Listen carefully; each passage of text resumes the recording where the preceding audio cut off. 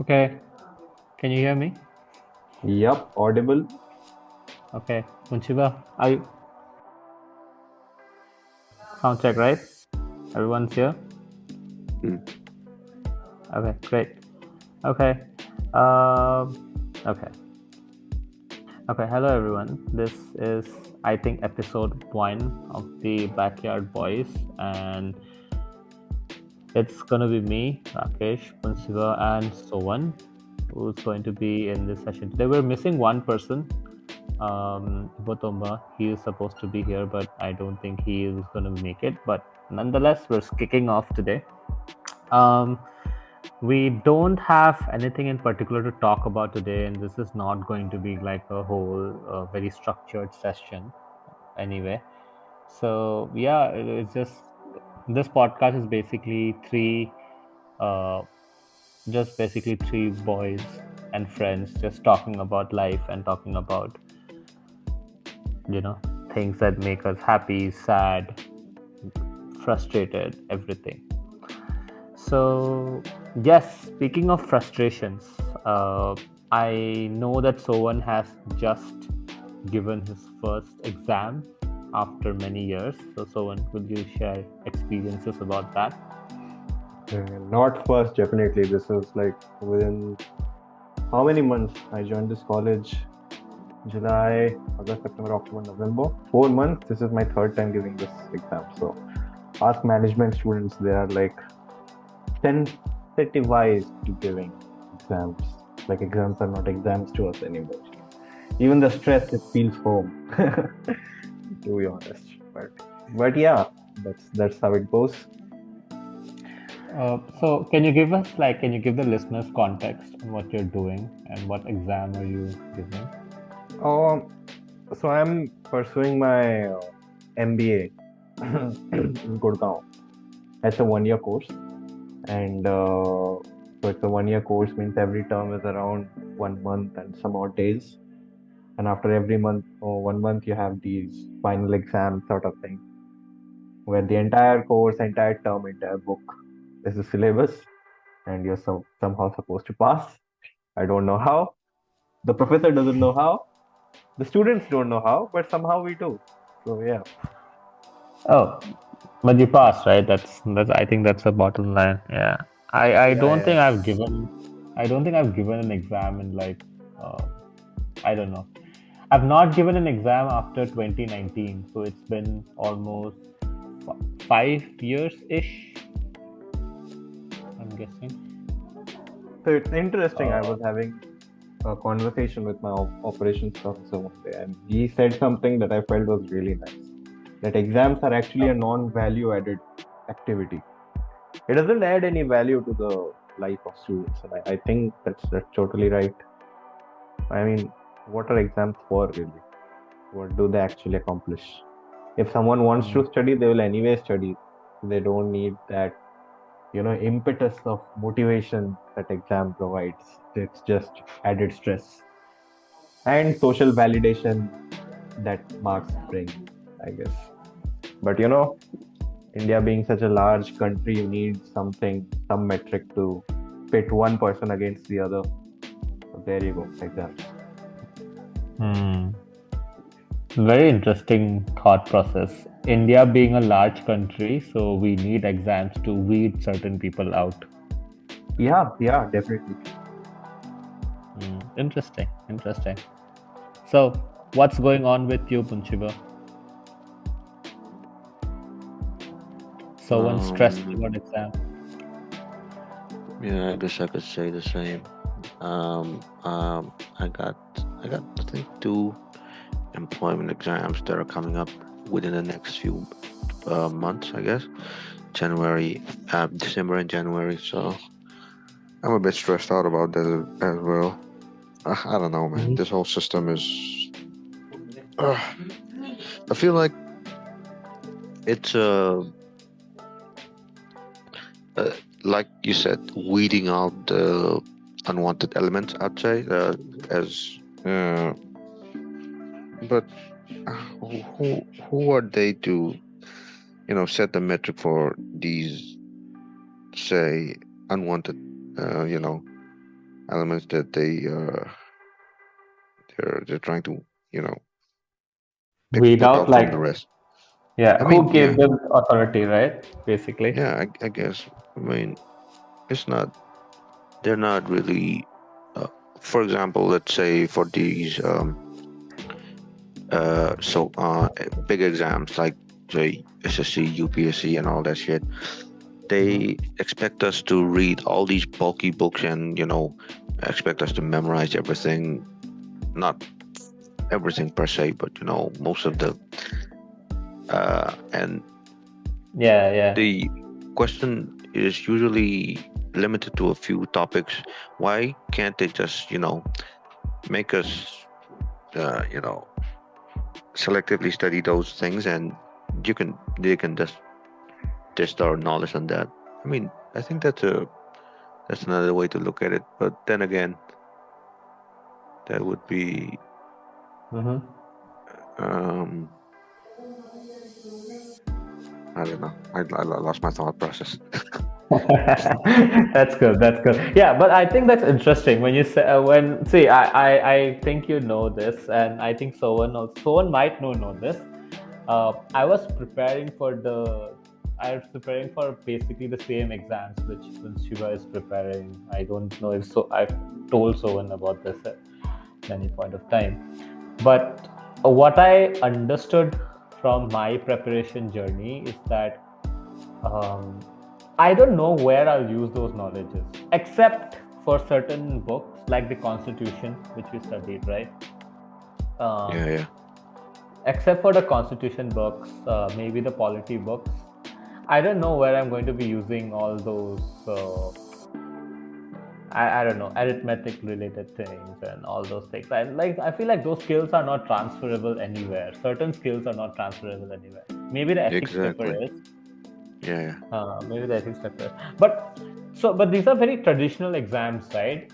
I'm interested to listen to what Sovan has to say because Sovan's subjects are very different to what we are studying. Oh, okay. Let's hear Yeah, about that. yeah. So Yeah, can you tell me like what's your subjects that you're studying? yeah. So I can stare up at my shelf and list down all the books that are here. Human Oh, resource management, financial management, marketing management, statistics, all that kind of stuff. But to to answer be your honest, question, yeah, sorry. yeah, I'm just saying. To be honest, that sounds very interesting to me. Yeah, yeah, yeah. I was about to say that Yeah. as well because I feel like those skills are necessary for the, you know, for application in real life, I guess. But when are we going to apply those knowledge that we gain from, let's say, reading all those ancient history, medieval history books? And well, what's Yeah. the point of that? Yeah, what's the point of that? Yeah. Apart from winning arguments in WhatsApp groups. Yeah, Yeah. yeah, yeah. So that's Okay. what, you Yeah. just read books, and when someone asks you some questions, you just talk about the books and you sound somewhat intelligent, and I guess that's it. But um, I don't know, bro. It's like reading all these books, no, and you learn all this knowledge and everything, and you learn all these concepts, and then you start thinking about how you can relate it with, your current, I don't know, current endeavors or whatever you are engaged with. And then you find all sorts of fallacies, right? There are all sorts of things that happen Yeah. in real life that the book doesn't account for. So there are Mhm. few things that only experience can teach you. But like I said, right, in this rat race to be ahead, you need to have that stamp of that you come from somewhere and you belong to somewhere and stuff like that. And that's what it is. That's true. And That's true. And you know what? Before coming here, even I thought that these subjects will be so interesting. They are so practical and all that. But again, when it Okay. comes to the curriculum and the exam and writing a 40-minute exam and writing some big pages, I don't know how it's very practical. But yeah, Are you writing an exam every 3 months? I'm writing an exam every month, I guess, give or take. Oh Oh, my God. I won't be able to handle that. Like I feel like I paid my dues. I've spent, I don't know, half of my life till now in school and exams. Oh my god. Yeah. It's Remember muscle those memory, classes? bro. It's muscle memory to Indian kids. Once we start getting the pressure, we just handle it. You know, you get used to being depressed. That's what. Oh my God. Oh, Yeah. that. I wish Hmm, I wish I could tell you that you were wrong, but oh, you're right. same, man. We're Speaking used of to. which, Uh, go Rakesh, ahead. it's not 50%. It's almost 80%, man. What did you 80% off. did you almost you said you've spent like 50% of Oh, your life in school? It's more than 50. Jesus Christ, man. Get your math damn straight. it. Damn it. And I call myself an engineer. Maybe that's why I took marketing. Yeah, that's good. You know what? Yeah, I'll agree to that. Yeah. So it's very interesting. So I was having this discussion in WhatsApp yesterday. I'm kind of part of a group, and they were just talking about uh, everything, and I came across something which someone said, and I think like it's since we're on the topic of knowledge and transferable skills, that person said if you're acquiring a lot of knowledge but you're not using it anywhere, that just increases your arrogance. And I'm like, whoa. Interesting. Huh. Yeah. Yeah, Wait. Wait. You know what? I feel that I feel like that's true. Uh, that's to a true. certain extent. Yeah, to a certain extent, I'd say that. Yeah, because if you have a lot, if you know a lot, right, if you know a lot but what you know is not useful to anybody, and you're being made to give exams about it, you may have a degree or you may have a PhD or whatever, but what good is it? That's my question, right? Yeah, I mean, those, if all those knowledge are, not At transferable to real least, life, yeah. yeah, then At, I feel like that. Okay, speaking of this, I want to address something. I go am ahead. a humanities postgraduate, so that means I've spent, let's say, 5 years Another one of the cultivating, trenches. yes, cultivating so-called skills and knowledge that are not at all applicable in the real life. I mean, where where would I apply this literary theory and linguistics and all? Oh, I mean, I felt okay. I'm gonna give you my thought process as to why I chose this discipline.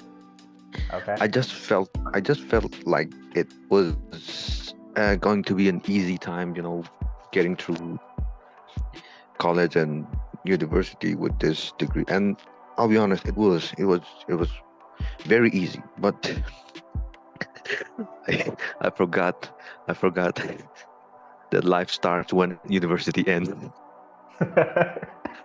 I think we all forgot about that. Yeah. Yeah, I think Oh, I, life after university for me and so on started at the same time. Yeah. And what a life it was. yeah, you two were lucky. No, we're not lucky. Someone will tell you that we were not lucky. Okay, Yeah, do tell. Please do tell. No. Let's make it a topic for another day because I think the Oh, trend is already too depressing already. Yeah, we can't. Yeah, we don't need to use that story we here. But we have we have spent many a days that backyard with pipes. Where the backyard, okay, yeah. in back of the office, there were big pipes.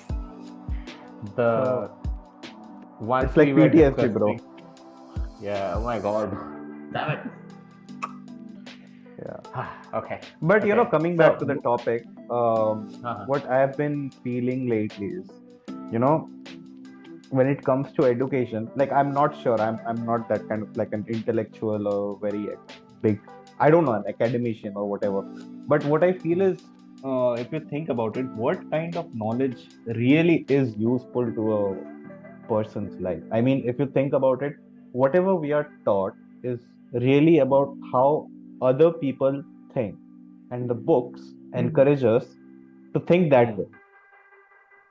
But seldom in life it happens, right? That unless you have your own thought process and you have your own way of going at life or dealing with Mm. life, you really can't deal with things, right? So what degree or what book or what subject really gives us insights into that? I was thinking philosophy. Do you think like Uh, philosophy is something that should be that could add value to people's life? If people can extrapolate, let's say, because okay, so let's face it, we don't have any prominent philosophers. We don't, apart from the academic circles, the general public don't know the philosophers who are famous at this point of time, because everybody knows Aristotle, right? Or I don't know, Socrates. Everybody knows maybe Hannah Arendt or something like that. But if if what they had suggested can be adapted for recent times and can be made into practical advice for recent times, maybe it can be helpful. But for example, I don't know if you guys have noticed, there's this new wave of stoic.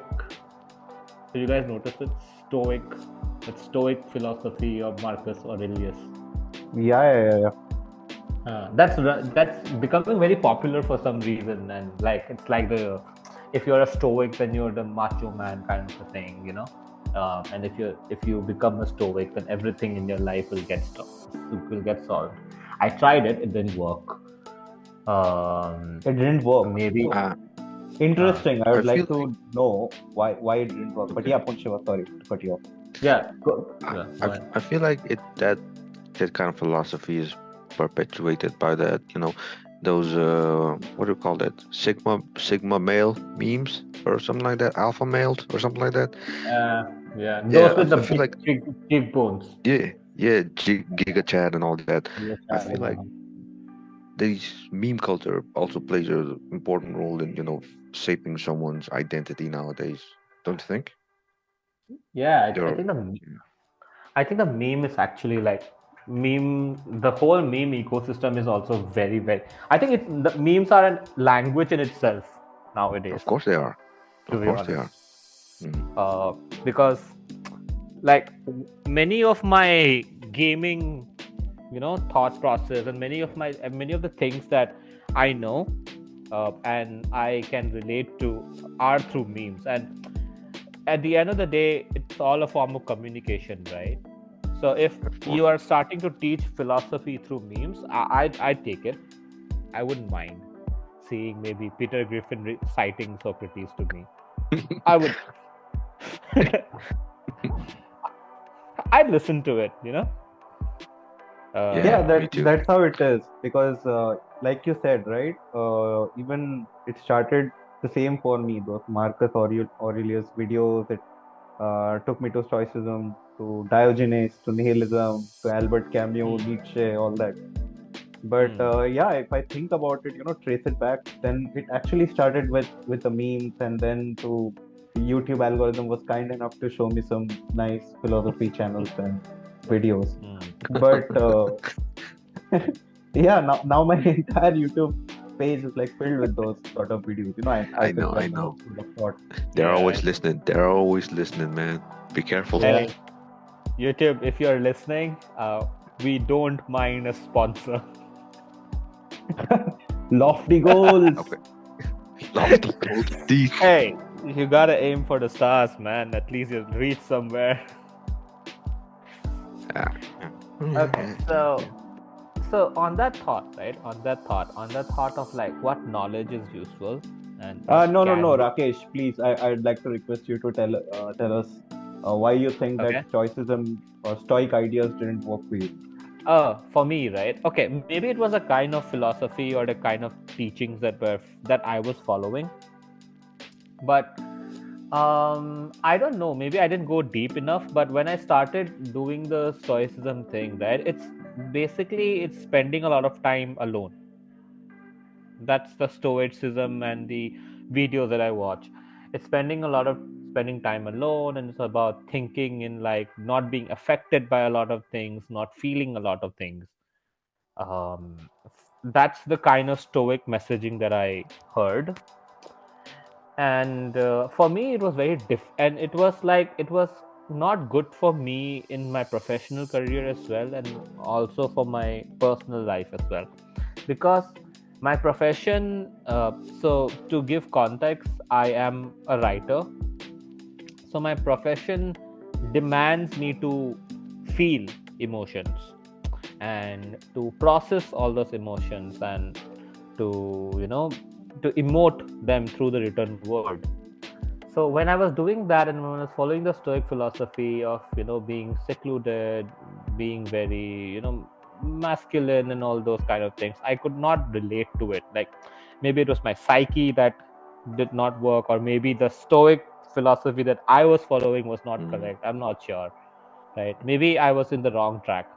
But for me, I feel like that did not work for me. What actually worked for me was, um, it's very weird, but actually what worked for me is Tagore. When I started reading Please. Tagore, it's All right. All right. he's not Go on. a philosopher. He's not a philosopher per se. But when I started reading Tagore, right, his and watching Tagore movies by Tagore, and when I started reading lore of League of Legends, right, and the struggle that they went through when a character goes through certain things. I can't quote any of them, but there is this Little Lamb. There's like a quote by Little Lamb, "Don't worry," these kind of things, and those very silent innuendos. That kind of actually helped me apply those learnings to my personal life, and it actually helped me through like a very long spell of depression. Those lores, um, and Tagore actually helped me like understand and process a lot of things. And one of the books that actually helped me, and one of the philosophical books that actually helped me deal with a lot of problems and apply those teachings to the real world, was Dune. So, Okay. Huh. I don't know Right. if you guys have read Dune, but No, I Dune. haven't. No, saw the movie Okay. and was immensely. So the movie does not do justice. See, people will hate shame me as to telling me that, hey, he's like a puritist. He's like a, I don't know what they call us novelists now, because people who love the novels and don't like the movie. I just want to say this for record that I love the movie. I feel like what they did is very good, but in essence, Dune is not about a struggle of the, you know, it's not about war. Dune is not about war. Dune is about Dune in the books is about the struggle of the human mind. So there's this guy called Paul Atreides, and Paul struggles with having too much knowledge, being able to see the future, right? And in his mind, the future is changing, like in like a million ways, right? Every decision he makes is changing the future. So how he deals with it, and there's like a lot of intrigue and everything that the philosophy in Dune, right? And the basic philosophy that I can that I can relate to is fear is the mind killer of the Bene Gesserit. And then the Fremen have this philosophy of water. They call water your you know they relate water to life, and all of these things, the blood, right, they call blood water. And all of these things, I feel like they just spoke to me, and those knowledge from those books I could transfer. I'm So reading. what did you end up doing? You went to the board meetings and spat at the table and said, "This is my way of greeting you." I wish I could have done that, Sohan. I wish. Um, but yeah, so fear is the mind killer is actually uh, it's actually a teaching or something that I like, that I still today it just resonates with me. Like, you can, if you control your mind and if you can see things in a different way, then you know that is that is the final thing that you can do. That is the biggest thing that you can do. So for that, I could apply that knowledge, and this is not from a textbook, right? Hmm. This is not from a textbook. It's a fiction, science fiction novel which I could apply to in my real life. And I feel like if textbook were like that, maybe we'd have Hmm. more. You know, I would rather read a lot of these novels. I would rather read a lot of these things. By the way, I'm reading something called Nationalism by Tagore at the moment, and it's a collection of basically speeches he gave in the US, India, and in Japan. Uh, there are three chapters: nationalism in Japan, nationalism in the Wait. West. What's the name again? Nationalism. No. The author you're talking about. Tagore, Rabindranath Tagore. Rabindranath Tagore. Oh my God. Oh my God, Rakesh, brother. Okay, fine. Okay, all he's right. not. Yeah, please continue. Is he Thakur? Yeah. That's how. It's fine, bro. It's like potato, I guess. But yeah. I feel Okay. so. Coming from West Bengal, I feel so humbled right now that you've been talking about him for so long. And I was thinking, like, who is this person? Okay, fine. Yeah. That's Go on. that's how we know him. So Okay. okay. So yeah, I'm reading one of his books. It's a very small book. It's only 100 pages, and what he said at that point of time, still resonates with me and what's happening in my state right now. And I feel like that knowledge, if I could give that book out to as a handbook to everybody who is fighting in my state, and they apply it, then I feel like there will be peace. That's how much impact I feel that book and that knowledge has. I'm not very sure, bro. Because I think whatever happens in our country happens because people don't really have the ability to think for themselves. It's like your favorite word, they are so gullible. And, you know, people get so easily influenced by how other people think. And that is what I feel is the shortcoming of this country, that herd mentality sort of thing. It's so much ingrained in our lives and in our society right now. Mm, mm, So that's true. even if they are thinking in a way, if they see like five people thinking the other way, they'll start feeling insecure about themselves. And it happens. It happens with anyone. But the society is such that it rewards that herd thinking. It doesn't reward individuality. But again, coming back to what you're saying, the same effect that I guess Rabindranath Tagore has on you, same sort of effect probably reading Murakami does for me. Okay. I find reading Murakami so therapeutic for myself. And again, I think whatever his characters are, no, it's like they are built on stoicism, I think, because the eternal conflict is about dealing with the stimulus that external world provides and fighting against it. So there's a saying, right, that pain is inevitable, but suffering is optional. So, so that's what I think.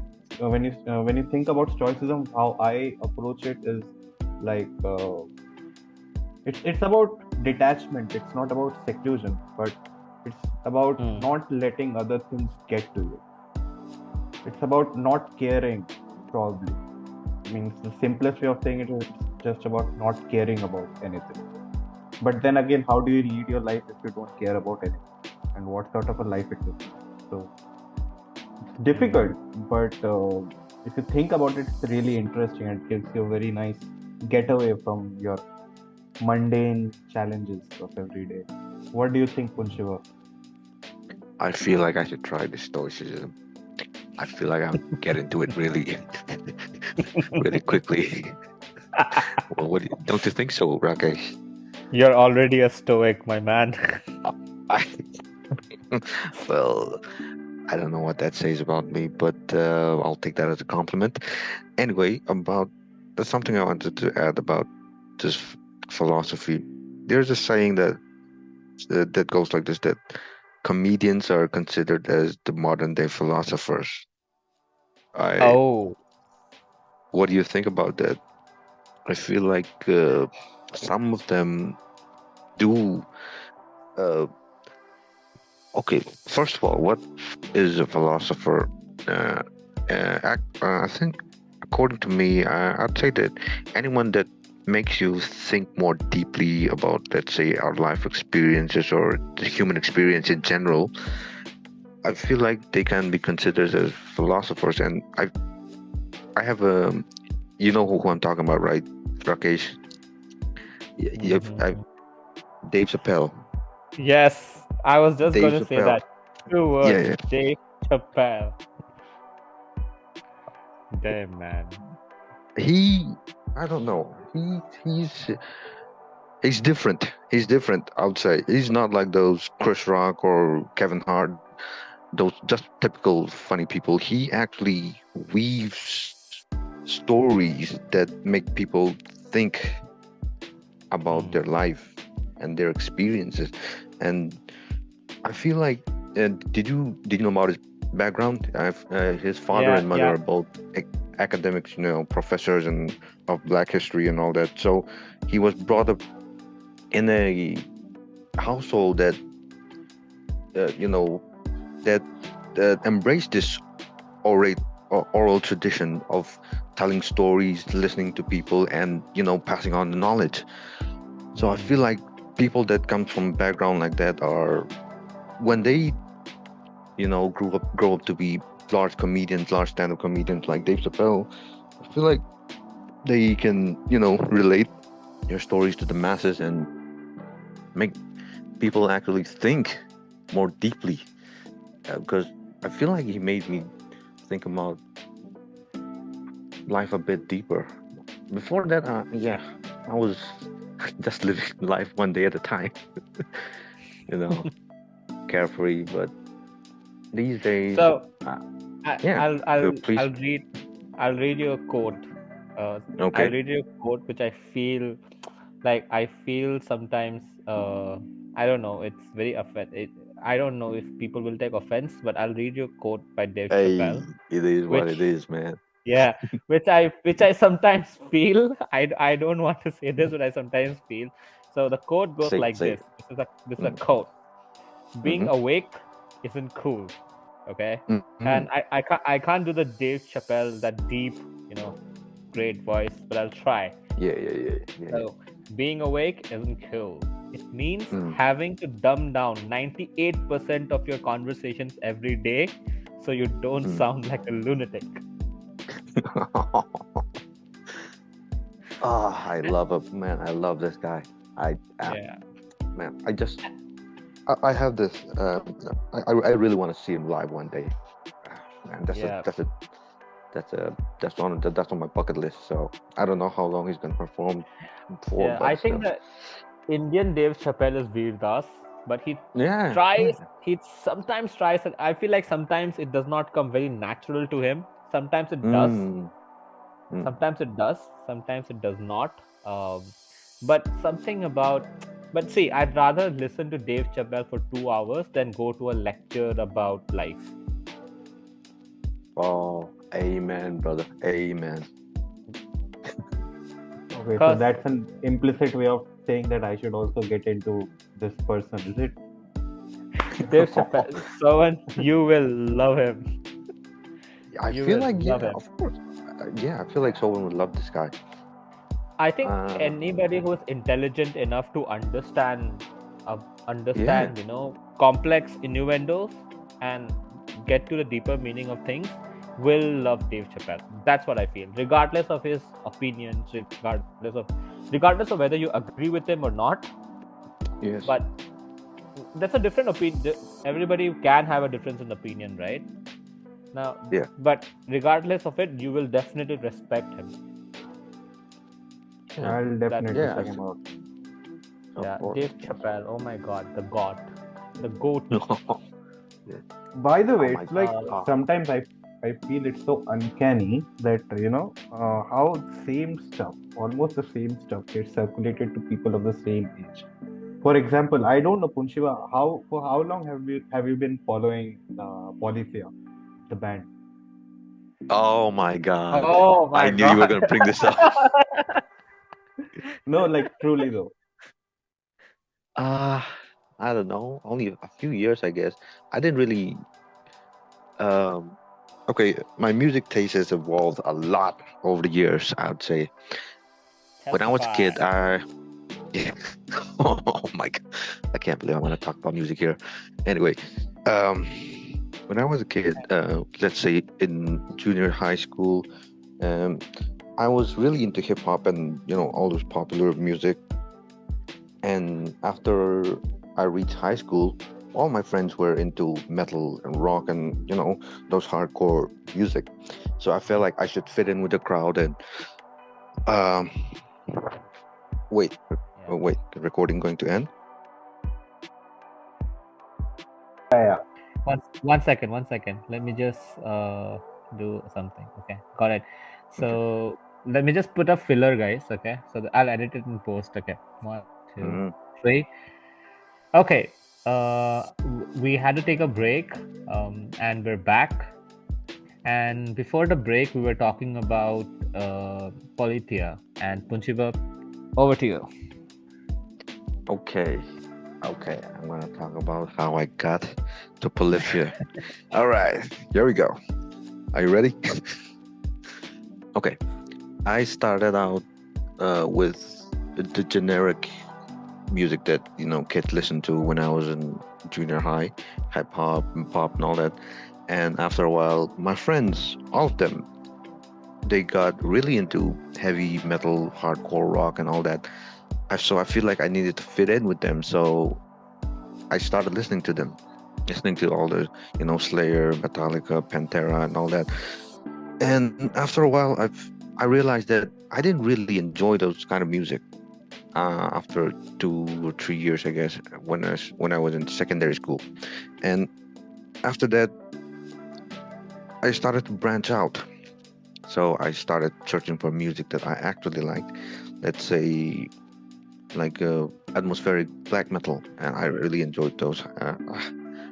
In fact, I still do listen to a few bands till now, and after a while, I kind of stopped listening to music, and then came the K-pop era. You know what I'm talking about, Oh, Rocky. represent, girls' generation in the house. I got So I got I cringe. got really into K-pop for about a few years, especially I think during my graduation years. I And think after, the whole yeah, go, pandemic. I think the whole pandemic. If I'm yeah, not wrong.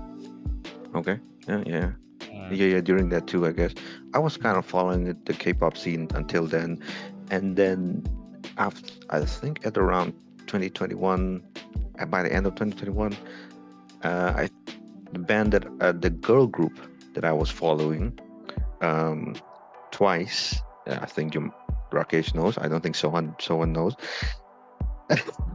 uh, they I feel like they kind of fell off the they popular. lost they lost Yeah, yeah, yeah. interest in what they were Yeah, they doing lost.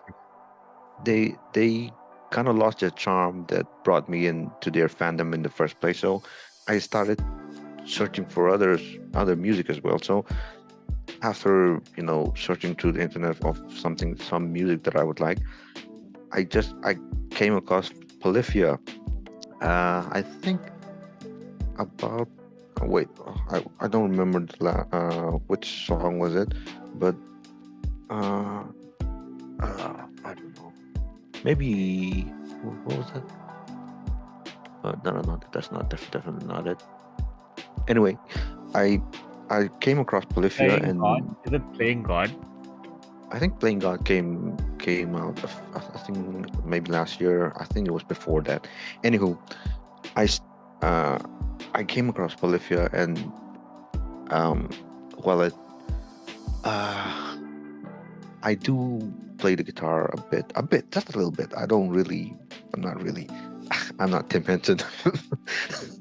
Anyway, so I came across Polyphia, and I really liked their music, and I thought, hey, maybe this is something that I can, you know, listen to for a while. And yeah, I guess I'm still in the Polyphia train for now. I guess I think they did a feature with Steve Vai a few months ago.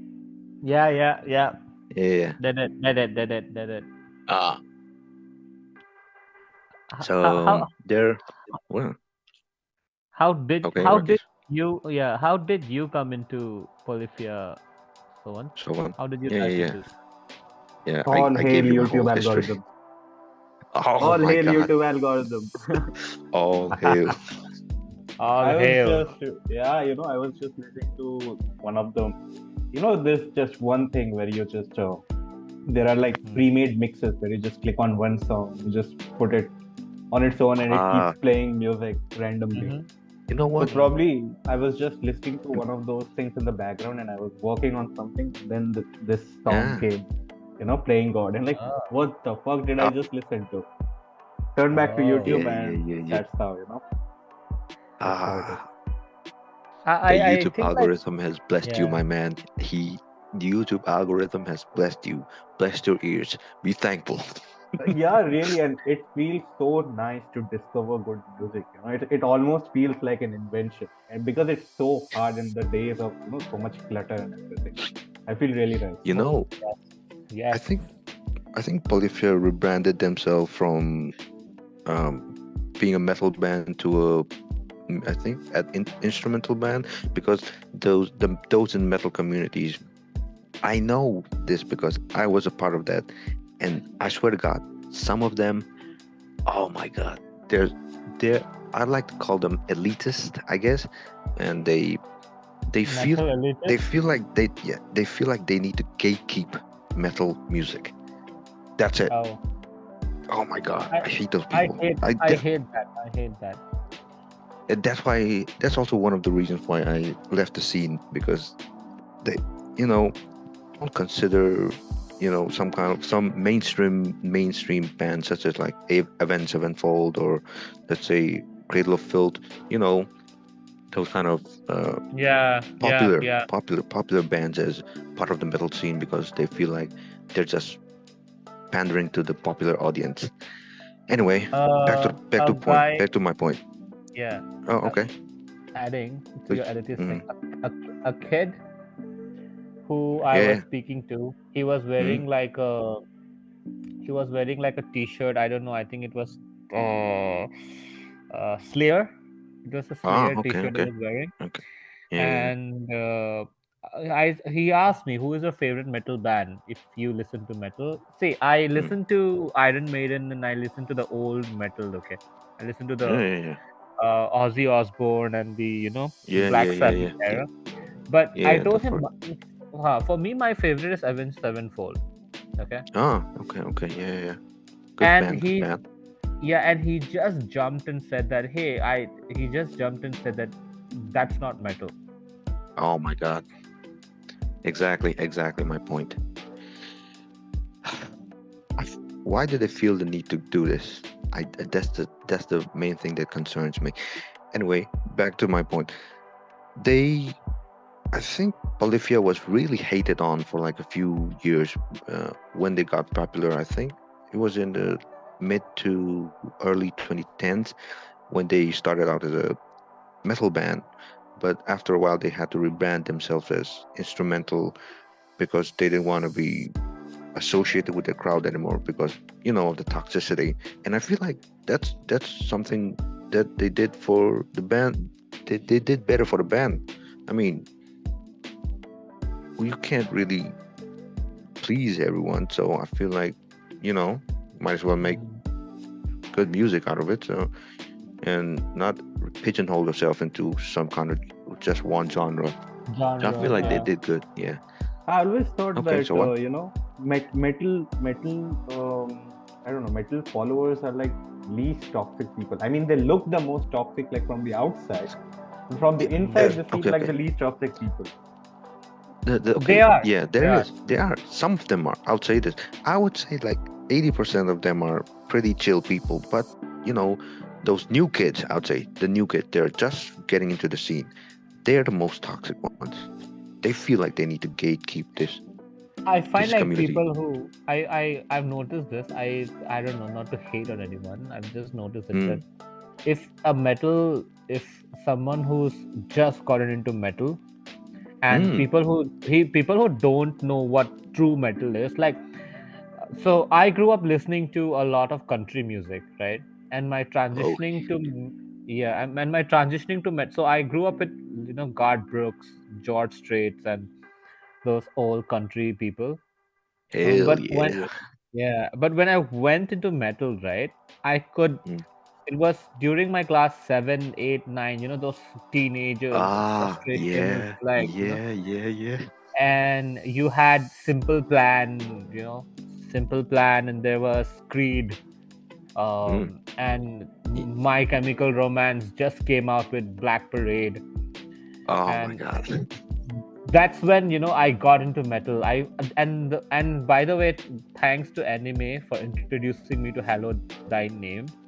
Oh yeah, yeah. I know what you're talking That about. that Yeah. that How anime come? How cover come? of Ninja Scrolls. Hallowed be thy name. Ninja Scroll. Yeah. I th- Ninja I Oh, Scrolls. think there was a. That's Okay, okay. Let me tell you. I think there was a video that was circulating around yeah, Manipur. I don't know anywhere else, but in Manipur there was a video that was circulating around of Ninja Scroll with I think it's like a anime music video AMV, and they had yeah. Hallowed Be Thy Name playing as the background music. okay. Is that the one? Is that the one, That's Rakesh? that's the one. That's the one. Yeah, That's yeah, the yeah, one. So yeah, there yeah, was yeah. this there was this video. So one, I think if you know Ninja Scrolls, right? So Haven't heard of Ninja it. Scrolls is Ninja Scrolls is like a brutal anime. It's like Oh yeah, yeah. brutal. It's Okay. Fun, yeah. and it's gore. Okay, the and when you I still remember when I got this. I got the video transferred quietly because I could not watch it in front of people because it was too gorish. And I got that video from an infrared transfer. I don't know if you guys still remember infrared. Man, you're Yeah, old. used to be a thing. Oh my God. So I got this Now we transfer use from an it to infrared. control ACs. Feel old? Oh yes. Ha ha Rakesh, please don't date us, okay? They know we're old. You don't have to say it. ha. Got it. So yeah, coming back to my point. So that video I got, and I was, oh my god, I was stumped. I'm like, what is this music? And I will later find out after 3 years when we started having Geo and we started having the internet like accessible to everybody, that Hallowed Be Thy Name is actually by Iron Maiden. And that was just a And cover. I think and that that was just a was cover. Cradle of Filth, right? Yes, Cradle of Filth Yeah, did yeah, it. yeah. Okay, okay, yeah, yeah. And it was just a cover, but I loved the cover, man. I loved it. Of It course, it was was. like It was good. I mean, it was beautiful. it fit the whole imagery of Ninja Scroll, and the Yeah. AMV was really. I swear to God. I'll send the video to you, so like it's just watch it. It's a Yeah, do masterpiece. send. It's a masterpiece, and that's when I got introduced to metal, and I found metal music to be really, really, you know, really moving. I don't know if you can call metal moving, but it's moving. Oh, Yeah, Val. yeah. Oh my God, Valhalla. When you sing that Valhalla, right? By I forgot the name. By the Guardians. There's this uh, and Rime of the Ancient Mariner, and all oh, of these. Oh my God, like all of the Iron Maiden songs. and I don't know, the old metal not the screaming metal that I knew that we have now, those gorish throat singing. Yeah. Yeah, when you Death That's say metal, it, I think they call it. talk about it, I Yeah. think about AC/DC. I don't know why. Yeah. AC/DC is like AC/DC is I can tolerate AC/DC. I love AC/DC. Oh my god. AC/DC I is okay, go on. it's oh my god, it's I am a huge fan of AC/DC, but I cannot I can't I could any metal band like that I can't understand the lyrics to. I can't listen to it. I don't know, it's a personal Oh, preference. I don't know, man. I know, I I know. just love waking up and listening to Thunderstruck and starting my day. Just Oh my god. gives that energy. I don't know how or why. Love it. Yeah. Yeah. My favorite AC/DC song is You Shook Me All Night Long. That I think most of my music taste was molded by Bluetooth forwards, if I may say Yeah. Wait. Yeah, miss that bus. Okay. Yeah. My favorite AC/DC song, I guess it'd be a tie between Highway to Hell or Back in Black. I think those so. are, Back in Black. yeah. Okay. I mean, those are pretty popular, but it's popular because of a reason. It's good. It's it's good. It's good. It's good. Yeah. Yeah, and speaking of that, I Okay. find like sometimes people Hmm. don't want to take like really popular songs names when they're asked Ah, what do you yeah. what is your favorite, because like people feel like, oh, if I say this they'll say it. Everybody likes that, but everybody likes it Yeah. for a reason, right? Yeah. There's also, you feel a cult feeling is there, no? Like I belong to a certain group of people who like this song. Yes. And people who like Yes, belong to exactly. this song. Yeah. Yeah, I think I can relate that, and so that's why I don't like those elitist people. Like they just see metal is very welcoming. Go to any metal rock band or any metal concert, right? Metal metal dudes are like, hey, come on, man, let's party and let's enjoy life together. Do you have problems? I have problems. We'll headbang them Yes. out. Yeah, I mean, what's That's- gatekeeping in music anyway? Doesn't make any sense. Doesn't make any sense. That's true. That's Yeah, true. it's I feel like it's only done by the vocal minority, I'd say. Those new kids that are just getting into metal and they feel like, hey, we're part of the scene now. We're also a part of this we're part of this crew, so we won't let you join us unless you match with our taste. I think I feel like people who gatekeep are people who have imposter syndrome. that's true. That is actually true. Or bullies, maybe. I don't know. Or wannabe Or bullies. bullies. Maybe. Yeah. Yeah. That's true. Oh, and I just want to add how I came across Polyphia. Okay. I actually did not know Polyphia for a long time. I actually came Okay. across Tim Henson first. My boy. Don't tell boy me in one of Tim, those alright. Davey videos. Sorry? Not in one of those Davey 505 or 506 videos. Whatever the Oh name is. my god. Yes. I knew it. Oh my god. Oh, Oh, I know you Oh. so well, Rakesh. Oh my god. Oh my oh god. my god. So I would be at office. So someone used to sit right next to me on my left hand side. And every time a new Davey 504 video used to come out, I'd say smack Oh like my now. Oh,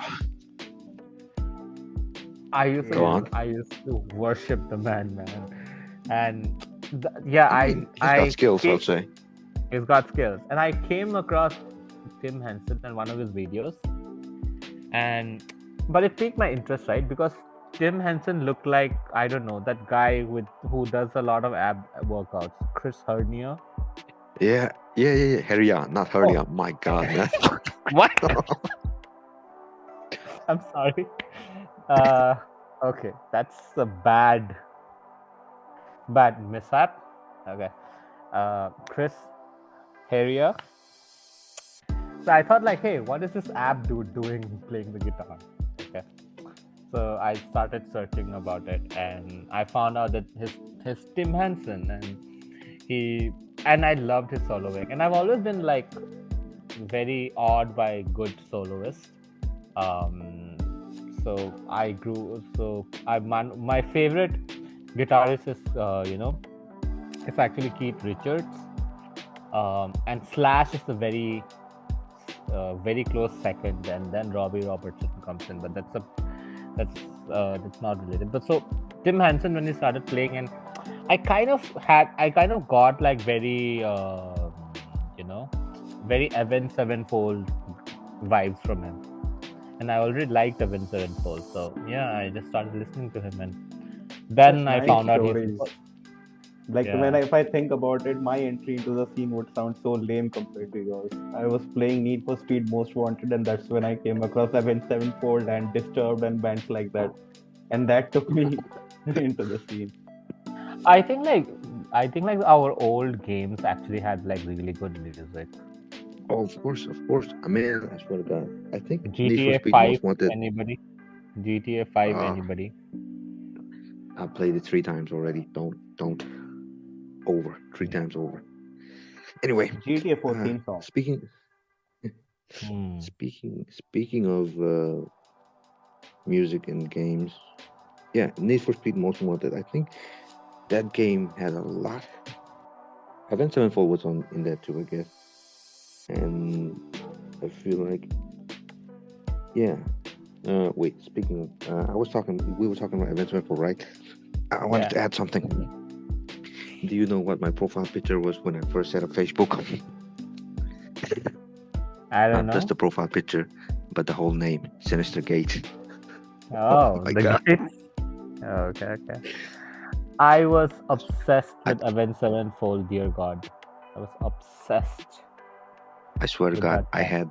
I had that Sinister Gates tattoo, Marlboro across his hand, right? He has a Mm-hmm. tattoo Yeah. across his hand.